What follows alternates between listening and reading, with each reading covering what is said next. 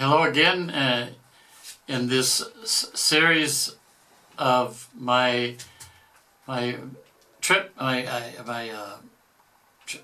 going to God in the secular world. This should be video clip number 12. I began talking about the problems in the married moving a priest after the death of Don Stefano Gobi. But I took a little sideline here to explain a little bit the foundation here of the problem.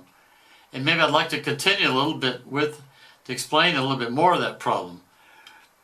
I remember in May 18th, 2019, I went to the March for Life in Rome. And at a certain point I met a woman there who, in almost like a boastful way, she said that she's a new theologian in the Vatican. A new theologian in the Vatican.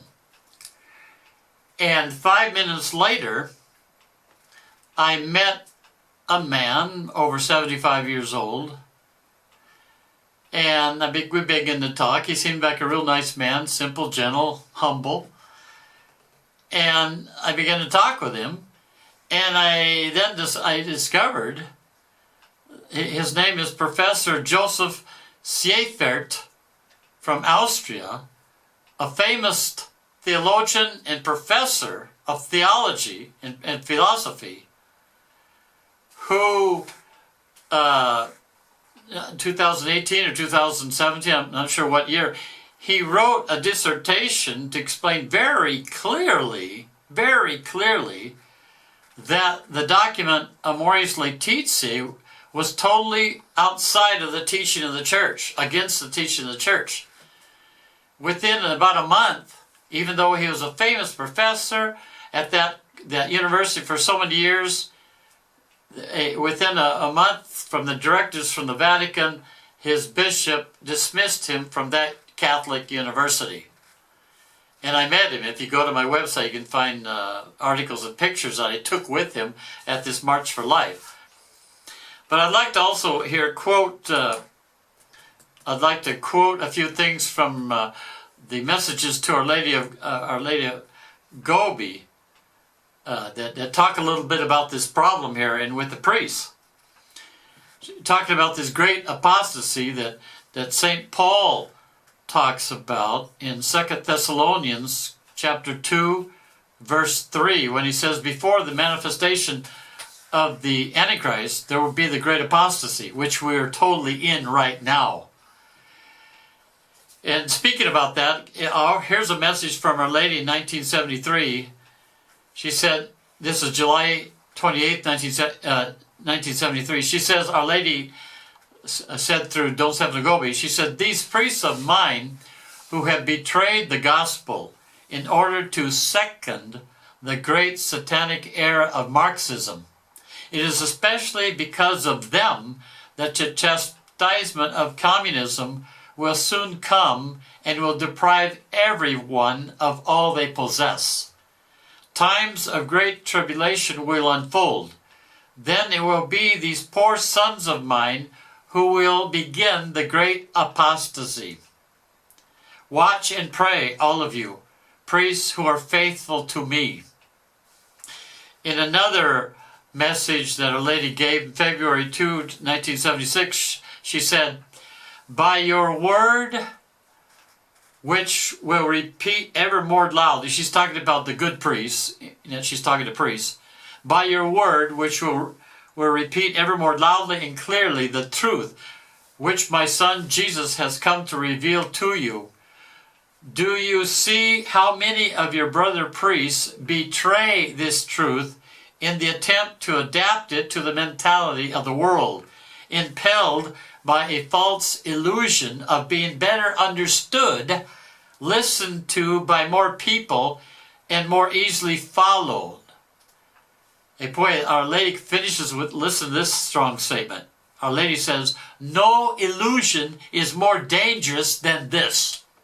I think we all know priests that do that. They preach so they get the applause of people, more followers, instead of to remain faithful to the truth of God. And Our Lady says, no illusion is more dangerous than this. And in another message of Our Lady. She said in September 8th, 1985, she says, "What is it that is obscuring the beauty and the brightness of the church? It is the smoke of the airs which Satan has caused to enter into it. These are becoming constantly more and more disseminated and are bringing very many souls to the loss of the faith. The cause of such a vast diffusion of errors and of this great apostasy rests with unfaithful pastors. They remain silent when they should speak with courage to condemn error and to defend the truth.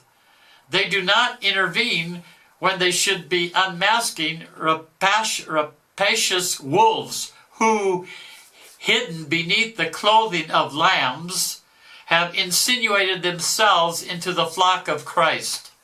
They are mute dogs who allow their flocks to be torn to pieces.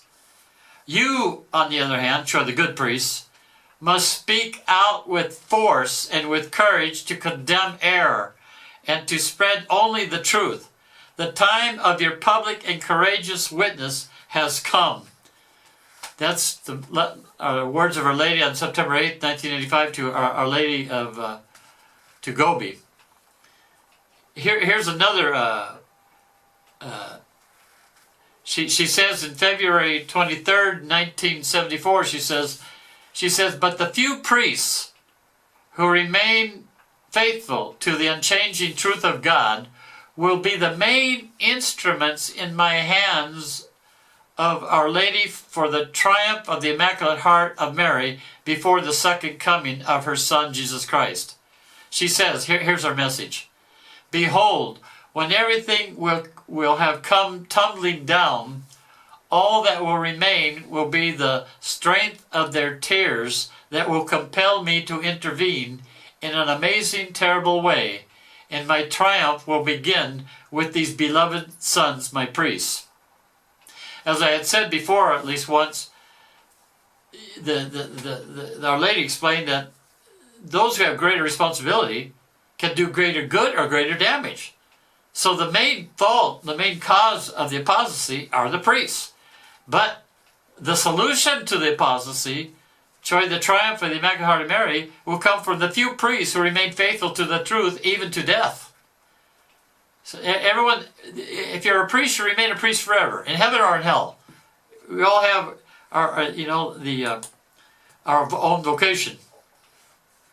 Another thing I wrote here in one of my articles, that most of the few faithful priests will receive the gift of martyrdom, but Mary will be at the foot of their cross as she was for Jesus 2,000 years ago.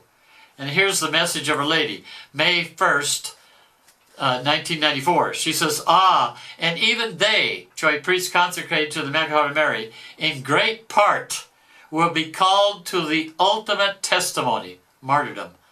But their blood will wash and purify this world, so that from it a new world may be born, renewed in love and consecrated anew to the triumph of God. That was December 26, 1974. And then in May 1, 1994, she says, "Above all, I ask you to offer me the fragrant and precious flower of your suffering on the altar of my Immaculate Heart. I want to offer all my children in a perennial act of immolation and reparation. Only through the suffering of my littlest children, can I hasten the time of the triumph of my Immaculate Heart in the world." And another message that I put in some of my articles, and this was March 15th, 1993, and also July 30th, 1986. Our Lady said, This is the moment for all to take refuge in May, because I am the Ark of the New Covenant. At the time of Noah, immediately before the flood, those whom the Lord had destined to survive his terrible chastisement entered into the ark. In these your times, I'm inviting all my beloved children to enter into the Ark of the New Covenant, which I have built in my Immaculate Heart for you. that they may be assisted by me to carry the bloody burden of the great trial, which precedes the coming of the day of the Lord. And I also put in many of my, and I'll finish this video with this, I also put in many of my videos to help people to stay near the sacraments and so on. I often put this paragraph. I put, St. Padre Pio said, it would be easier for the world to survive without the sun than to do so without the Holy Mass. This saint also said, the rosary is a weapon for these times. A good confession, a sacrament, is more powerful than an exorcism, a sacramental. And then one day through the rosary and the brown scapular, I will save the world. These are the words of Our Lady to St. Dominic in 1214. I'll finish this video clip here, and we'll continue in the next video clip. May God bless you and Mary guide you.